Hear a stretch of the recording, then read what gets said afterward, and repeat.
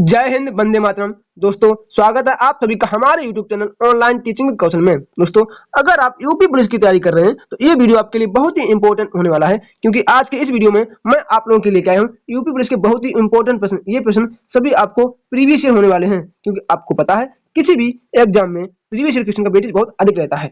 तो साथियों, वीडियो को बिना स्किप किए अंत तक जरूर देखें, ताकि आप ये सभी प्रश्न बहुत ही गहनता से समझ सकें। दोस्तों, अगर आपने अभी तक मेरे चैनल को सब्सक्राइब नहीं किया है तो मेरे चैनल को जरूर सब्सक्राइब करें। तो चलिए स्टार्ट करते हैं अपने प्रश्न। साथियों, तो अब हम लोग करेंगे अपने सामान्य ज्ञान के प्रश्न। इसमें हमारा पहला प्रश्न क्या हो जाएगा? भारत का संविधान पूर्ण रूप से तैयार हुआ था। जो भारत का संविधान है ये पूर्ण रूप से कब बनकर तैयार हुआ था? तो आपको पता है कब? 26 नवंबर 1949 को बनकर तैयार हुआ था। कब? 26 नवंबर 1949 को बनकर तैयार हुआ था।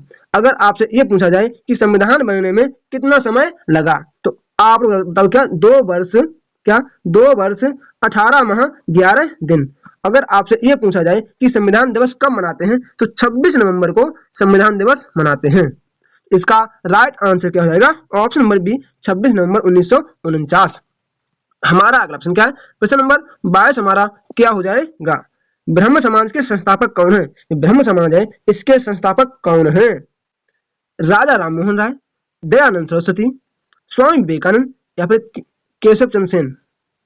तो साथियों, कौन है इसके? राजा राम मोहन राय। ऑप्शन नंबर ए हमारा राइट आंसर हो जाएगा। इन्होंने इसकी स्थापना 1928 कब? 1928 में ब्रह्म समाज की स्थापना राजा राम मोहन राय जी के द्वारा की गई थी।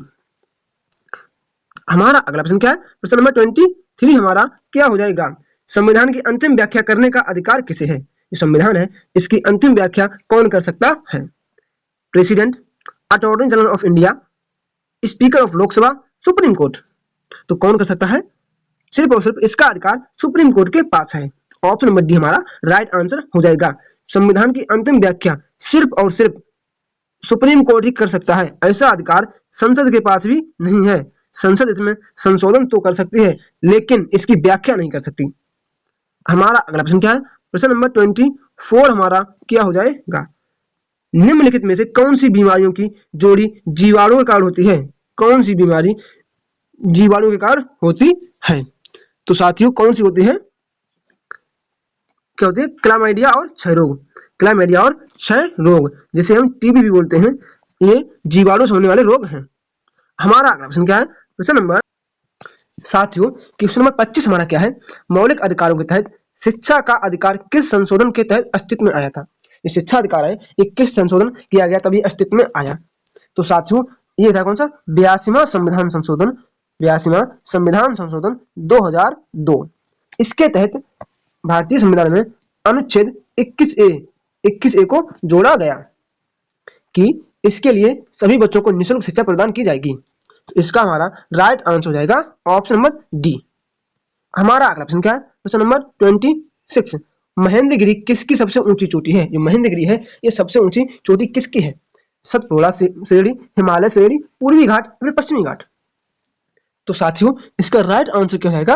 ऑप्शन नंबर सी, पूर्वी घाट की। किसकी? पूर्वी घाट की सबसे ऊंची चोटी मानी जाती है महेंद्रगिरी पर्वत। हमारा अगला प्रश्न क्या है? प्रश्न नंबर 27 हमारा क्या हो जाएगा? निम्नलिखित में से कौन सा भारत का पहला राज्य है जो भाषा के आधार पर बना? भारत के भाषा के आधार पर बनने वाला पहला राज्य कौन सा है? केरल, मध्य प्रदेश, आंध्र प्रदेश या फिर उत्तर प्रदेश। तो साथियों, जैसे आपको पता है भाषा के आधार पर बनने वाला पहला राज्य आंध्र प्रदेश है। कौन सा? आंध्र प्रदेश है। हमारा अगला प्रश्न क्या है? प्रश्न नंबर 28 हमारा क्या हो जाएगा? भारतीय रिजर्व बैंक ने जनवरी 2022 में किसे अपना कार्यकारी निदेशक बनाया था? ये क्वेश्चन करंट अफेयर का है, 2022 का है। तो आरबीआई ने 2022 में किसे अपना कार्यकारी निदेशक के रूप में नियुक्त किया था? तो साथियों, इसके हम ऑप्शन देख लेते हैं। किसे नियुक्त किया था? रूपेश मिश्रा और सुजीत कुमार, अमित गुप्ता और अजय सिंह। तो क्या जाएगा? अगला ऑप्शन क्या हमारा? अजय कुमार चौधरी और दीपक कुमार। तो ऑप्शन नंबर सी हो जाएगा, अजय कुमार चौधरी और दीपक कुमार। हमारा अगला प्रश्न क्या है? प्रश्न नंबर 29 हमारा क्या हो जाएगा? गांधी इरविन समझौता कब हुआ था? तो गांधी इरविन समझौता है ये 5 मार्च, कब? 5 मार्च 1931 को हुआ था। इसी समझौते के आधार पर गांधी जी लंदन में गोलमेज सम्मेलन के लिए गई थी। हाँ, ये जो गांधी इरविन समझौता है ये किससे संबंधित है? तो ये किससे? ये सबने अवज्ञा आंदोलन से संबंधित है। ऑप्शन नंबर बी हमारा राइट आंसर हो जाएगा। जो इरविन था इसने गांधी इरविन समझौते के तहत ही गांधी जी को ये प्रलोभन दिया था कि आप लंदन जाइए, गोलमेज सम्मेलन में भाग लीजिए, मैं आपकी सारी इच्छाएं पूरी करूंगा, मतलब जो भी आपने शर्तें रखी वो मैं पूरी करूंगा। लेकिन इसी के तहत ये अपनी बात से पलट गया और इसने हमारे लीजेंड भगत सिंह को भगत सिंह को इसने फांसी दे दी थी। हमारा अगला प्रश्न क्या है? प्रश्न नंबर 30 हमारा क्या हो जाएगा? किस राज्य सरकार द्वारा रोजगार मिशन के तहत रोजगार मिशन को शुरू करने की घोषणा की? किस राज्य ने रोजगार मिशन की घोषणा की है? केरल, कर्नाटक, छत्तीसगढ़। तो किसने? छत्तीसगढ़ ने की है। ऑप्शन नंबर सी हो जाएगा छत्तीसगढ़। हमारा अगला प्रश्न क्या है? प्रश्न नंबर 31 हमारा क्या हो जाएगा? निम्न में से किसने Modi 20 dreams meet delivery book 2022 में लॉन्च की है? ये जो Modi 20 dreams meet delivery book ये किसने लॉन्च की है? बताइए आप लोग, किसने लॉन्च की है ये? बताओ। एम वेंकैया नायडू, राष्ट्रपति रामनाथ कोविंद सिंह, प्रधानमंत्री नरेंद्र मोदी या फिर सीएम आदित्य योगी? तो इसका राइट आंसर क्या हो जाएगा? ऑप्शन नंबर ए रहेगा, एम वेंकैया नायडू ने इसकी घोषणा की थी। हमारा अगला प्रश्न क्या है? प्रश्न नंबर 32 हमारा क्या हो जाएगा? मई 2022 में क्वाड लीडर समिट किस देश में आयोजित हुई थी? ये क्वाड है, इसमें कितने देश हैं? इसमें आप बताइए क्वाड में कितने देश हैं? ये आप लोग मुझे मेरे कमेंट बॉक्स में कमेंट करके बताओगे कि क्वाड में कितने देश हैं। तो ये कहाँ? ये जापान में आयोजित की गई थी। इसमें जापान में, देखो इसमें जापान है, अमेरिका है, इंडिया है और ऑस्ट्रेलिया। कौन से? 4 देश हैं, जापान, अमेरिका, इंडिया, ऑस्ट्रेलिया। हमारा अगला प्रश्न क्या है? प्रश्न नंबर 33 हमारा क्या हो जाएगा? विम्बलडन महिला एकल 2022 किसने जीता? जो विम्बलडन महिला एकल है ये किसने जीता? एलिना रिबाकाना, अंश जेब्यूर, जेसिका पेगुला या फिर सिमोना हालेप? तो किसने जीता? ऑप्शन नंबर ए हमारा राइट आंसर रहेगा, एलिना रिबाकन। दोस्तों अगर आपने अभी तक मेरे चैनल को सब्सक्राइब नहीं किया है तो साथियों मेरे चैनल को जरूर सब्सक्राइब करें ताकि आने वाला अगला वीडियो सबसे पहले आपके पास पहुंच सके, तो आपकी यूपी पुलिस की तैयारी में 4 चांद लग सके। हमारा अगला प्रश्न क्या है? प्रश्न नंबर 34 हमारा क्या हो जाएगा? विश्व व्यापार संगठन की स्थापना कब की गई थी? WTO है, इसकी स्थापना कब की गई थी? तो बताइए कब? 1 जनवरी 1995 में WTO की स्थापना की गई थी, मतलब वर्ल्ड ट्रेड ऑर्गेनाइजेशन। ठीक है। हमारा अगला प्रश्न क्या है? प्रश्न नंबर 35 हमारा क्या हो जाएगा? राष्ट्रीय ग्रामीण रोजगार गारंटी कार्यक्रम कब शुरू किया गया था? जो राष्ट्रीय ग्रामीण रोजगार नियम है जो ये कब शुरू किया गया था? 2005, 2006, 2004 फिर 2003। तो साथियों इसे 2005 में स्टार्ट किया गया था। 2005 में से स्टार्ट किया गया था। साथियों अगर आपको यूपी पुलिस के पेपर से संबंधित कोई भी जानकारी चाहिए तो आप मुझे मेरे कमेंट बॉक्स में कमेंट कर सकते हैं कि आपको किस प्रकार की समस्या आ रही है। मैं उसका समाधान करने की पूरी कोशिश करूंगा और आपको 100% उसका समाधान किया जाएगा। आप निश्चिंत होकर सिर्फ और सिर्फ पढ़ने पर ध्यान दीजिए क्योंकि आपका पेपर जुलाई या अगस्त में प्रस्तावित है और बाबा जी ये जल्दी से जल्दी चाहेंगे कि पेपर जुलाई में ही हो जाए। हमारा अगला प्रश्न क्या है? प्रश्न नंबर 36 हमारा क्या हो जाएगा? भारत में पहली पंचवर्षीय योजना कब लागू की गई थी? भारत में पहली पंचवर्षीय योजना कब लागू की गई थी? अप्रैल 1950, अप्रैल 1951, मार्च 1951 या फिर मार्च 1950? तो कब की गई थी? अप्रैल 1951 में से लॉन्च किया गया था। ऑप्शन नंबर बी हमारा राइट आंसर हो जाएगा। हमारा अगला प्रश्न क्या है? प्रश्न नंबर 37 हमारा क्या हो जाएगा? राजस्थान का प्रसिद्ध लोक नृत्य कौन सा है? राजस्थान का प्रसिद्ध लोक नृत्य कौन सा है? तो साथियों आपको पता होना चाहिए क्या हो जाएगा? ऑप्शन नंबर सी हमारा राइट आंसर हो जाएगा घूमर। हमारा अगला प्रश्न क्या है? प्रश्न नंबर 38 हमारा क्या हो जाएगा? मिंटो मार्ले सुधार 1909 में किसके समय?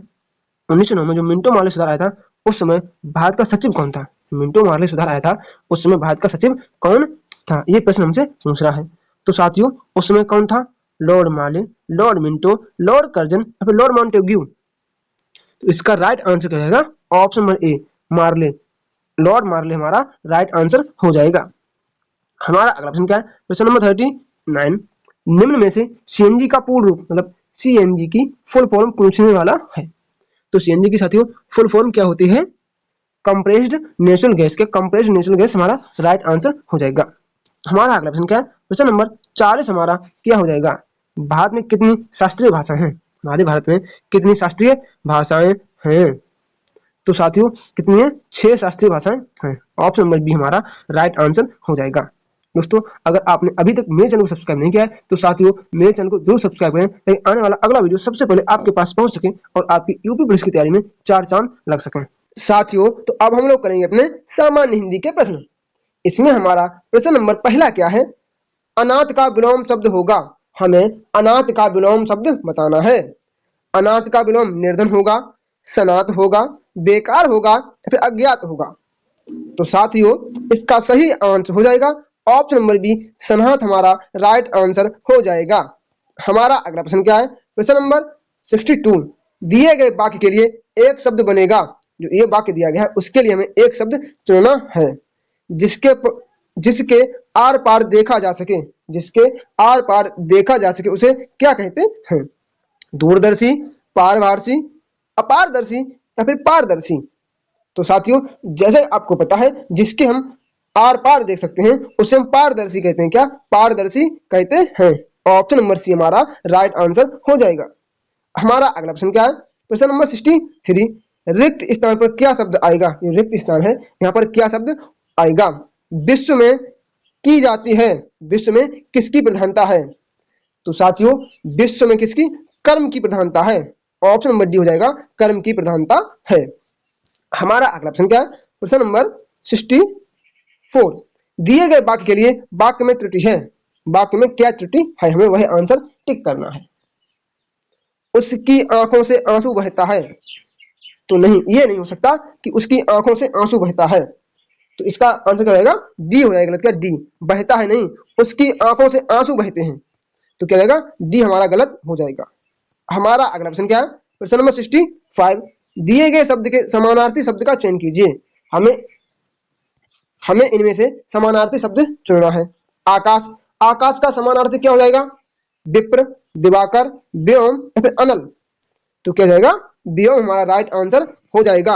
ऑप्शन नंबर सी हमारा बिल्कुल सही आंसर हो जाएगा।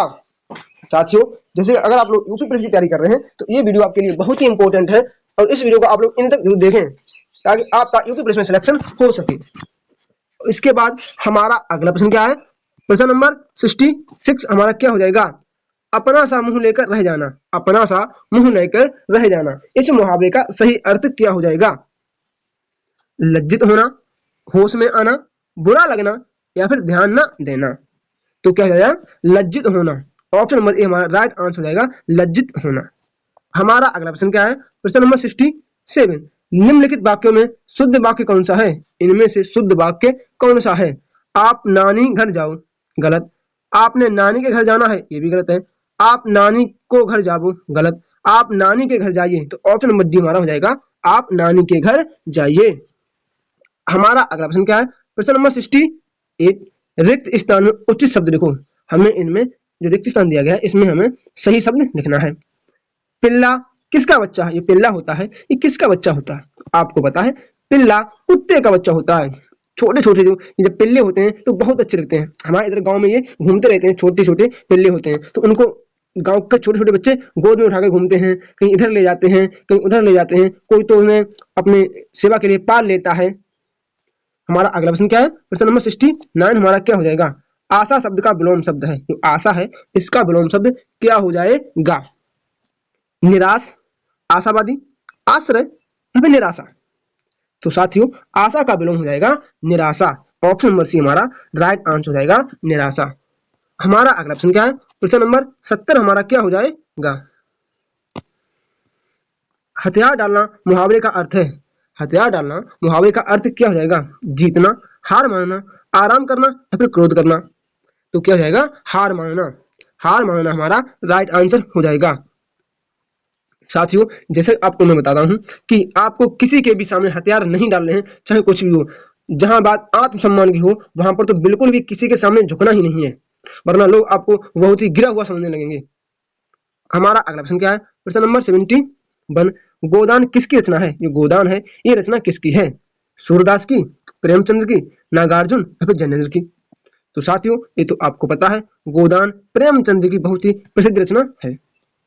हमारा अगला प्रश्न क्या है? प्रश्न नंबर 72, सही वर्तनी वाले शब्द का चयन कीजिए। सही वर्तनी वाला शब्द हमें चुनना है। जैसे कि ये मनुष्य गलत लिखा है, ये मनुष्य भी गलत लिखा है, ये मानुष्य लिखा है, ये तो बिल्कुल गलत है। तो ऑप्शन नंबर सी हमारा राइट आंसर हो जाएगा। मनुष्य इस प्रकार से लिखा जाता है। हमारा अगला प्रश्न क्या है? प्रश्न नंबर 73 हमारा क्या हो जाएगा? दिए गए वाक्य में रेखांकित शब्द को प्रतिस्थापित करने के लिए उचित शब्द का चयन करें। ठीक है, पृथ्वी का रूप गोल है, तो हमें रूप का प्रतिस्थापित किसे कह सकते हैं? तो पृथ्वी का आकार गोल है, पृथ्वी का प्रकार गोल है, पृथ्वी का प्रारूप गोल है, या फिर पृथ्वी का आधार गोल है। तो साथियों इसका सही आंसर क्या हो जाएगा? पृथ्वी का आकार गोल है। ऑप्शन नंबर ए हमारा राइट आंसर हो जाएगा। हमारा अगला प्रश्न क्या है? प्रश्न नंबर 74, वाक्यांश के लिए एक शब्द लिखें। हमें इस वाक्यांश के लिए एक शब्द लिखना है। वर्ष में एक बार होने वाला, अगर कोई भी एक ऐसा समारोह है जो वर्ष में एक बार होता है तो उसे क्या कहते हैं? तो उसे वार्षिक कहते हैं। क्या? वार्षिक कहते हैं। जैसे कि आपको पता होना चाहिए, अगर कोई भी कार्यक्रम महीने में एक बार होता है, कि एक महीने में एक बार होता है, तो उसे मासिक कहते हैं।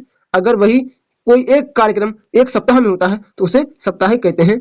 अगर वही कोई कार्यक्रम प्रत्येक दिन होता है, क्या? प्रत्येक दिन होता है, तो उसे दैनिक कहते हैं। हमारा अगला प्रश्न क्या है? प्रश्न नंबर 75 हमारा क्या हो जाएगा? अंधे की लकड़ी मुहावरे का अर्थ क्या है? अंधे की लकड़ी के मुहावरे का अर्थ क्या हो जाएगा?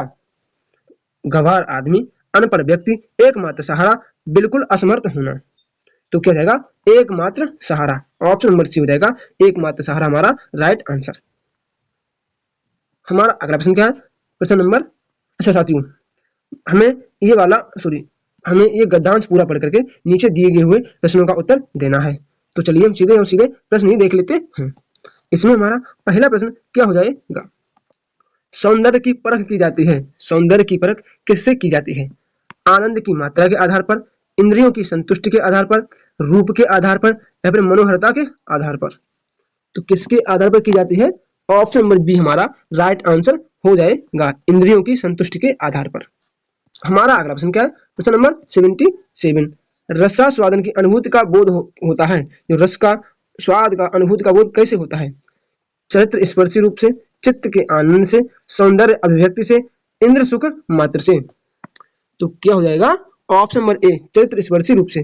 चरित्र स्पर्शी रूप से हमारा राइट आंसर हो जाएगा। हमारा अगला प्रश्न क्या है? प्रश्न नंबर 78, कवि जयदेव का बसंत चित्रण सुंदर है पर मनोहर नहीं है, क्योंकि कवि जयदेव का बसंत चित्रण सुंदर है लेकिन मनोहर नहीं है। तो जैसे हम आगे ऊपर पढ़ के आए हुए गद्यांश, तो उसमें हमें दिया गया था क्या? इसमें केवल सौंदर्य का वर्णन है, मनोहरता का कोई भी वर्णन नहीं किया गया है।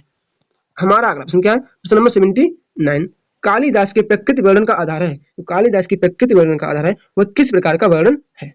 उसकी प्रकृति या अभिव्यक्ति, उसकी चरित्र प्रमुखता, उसकी मनोहरता, उसका सौंदर्य। तो साथियों इसका राइट आंसर क्या रहेगा? ऑप्शन नंबर बी, उसकी चरित्र प्रमुखता हमारा राइट आंसर हो जाएगा। इसके बाद हमारा अगला प्रश्न क्या है? प्रश्न नंबर 80, ऊपर दिए गए गद्यांश का उपयुक्त शीर्षक है। जो ऊपर गद्यांश दिया गया था उसका सही अर्थ क्या है? तो इसका आंसर आप सभी लोगों को मुझे मेरे कमेंट बॉक्स में कमेंट करके जरूर देना है। साथियों आज का ये वीडियो आपको कैसा लगा कृपया मुझे मेरे कमेंट बॉक्स में कमेंट करके जरूर बताएं। जैसे आप लोग बोल रहे हो कि सर यूपी पुलिस का प्रैक्टिस सेट डेली कराइए, तो मैं उसी के आधार पर यूपी पुलिस का प्रैक्टिस सेट डेली लेके आ रहा हूँ। तो आप लोग बिल्कुल निश्चिंत रहिए, आपको इस चैनल पर डेली एक प्रैक्टिस सेट मिलेगा। और आपको इस चैनल पर हिंदी पढ़ा रही है कौन? कृष्णा मैम, उनका वीडियो आप लोग डेली देखिएगा। वो बहुत ही अच्छा हिंदी पढ़ा रहे हैं, क्योंकि वह प्रीवियस क्वेश्चन हिंदी के करा रहे हैं जो प्रत्येक बार किसी न किसी परीक्षा में पूछे जा रहे हैं। तो साथियों मिलते हैं अपने अगले वीडियो में, तब तक के लिए जय श्री राम, राधे राधे। साथियों अगर आपने अभी तक मेरे चैनल को सब्सक्राइब नहीं किया है तो मेरे चैनल को जरूर सब्सक्राइब करें।